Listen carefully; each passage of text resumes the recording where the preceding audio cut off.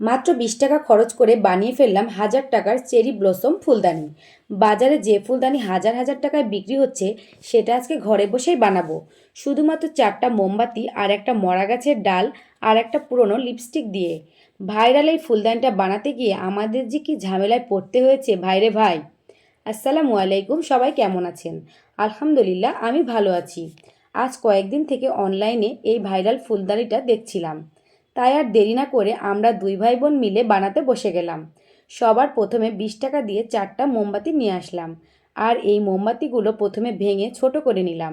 মোমবাতি ভাঙছিলাম আর মনে মনে টেনশন করছিলাম, আসলে কি বানাতে পারবো নাকি মোমবাতিগুলো নষ্ট হবে।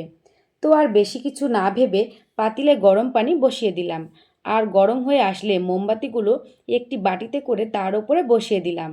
এবার কিছুক্ষণের মধ্যে মোমবাতিগুলো গলে একদম পানি হয়ে গেল। এবার মোমবাতির ভিতরে সুতাগুলো তুলে নিলাম। ভাইরে ভাই, এত তাপ ছিল সুতাগুলো তুলতে যে আমার ভাইয়ের হাত প্রায় পুড়েই গেছে। এবার গলে যাওয়া মোমের ভিতরে কালার দেওয়ার পালা।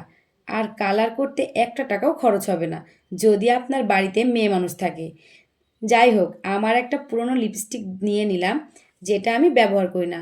সত্যি বলতে লিপস্টিকটা যখন মোমের মধ্যে দিচ্ছিলাম আমার খুব খারাপ লাগছিল, যদিও এটা আমি আর ব্যবহার করব না। আসলে মেয়েরা এমনই হয়, সাজসজ্জার জিনিসগুলো খুব পছন্দ করে আর যত্ন করে রাখতেই ভালোবাসে। যাই হোক, লিপস্টিক দেওয়ার সঙ্গে সঙ্গেই এত সুন্দর কালার এসেছে, মনে হচ্ছে যেন দুধে আলতা। তো এবার একটু জাল করে তুলে নিলাম। আর হ্যাঁ, আগে থেকেই একটা মরা গাছের ডাল জোগাড় করে রেখেছিলাম। এটা খুঁজতেই একটু কষ্ট হয়েছে, কারণ বেছে সুন্দর দেখে নিতে হয়েছে। আর শহরে তো এসব গাছগোছালি পাওয়াই যায় না। এবার শুরু হলো আমাদের আসল পরীক্ষা। প্রথমে একটা বাটিতে একটু বেশি ঠান্ডা পানি নিয়ে নিয়েছি। তো এই চেরি ব্লসম ফুলগুলো বানানোর মেন যে টেকনিক সেটা হলো প্রথমে ঠান্ডা পানিতে আঙুল ভিজিয়ে তারপরে রঙের মধ্যে আঙুল দিয়ে সেটা ডালের সাথে লাগিয়ে দিতে হবে।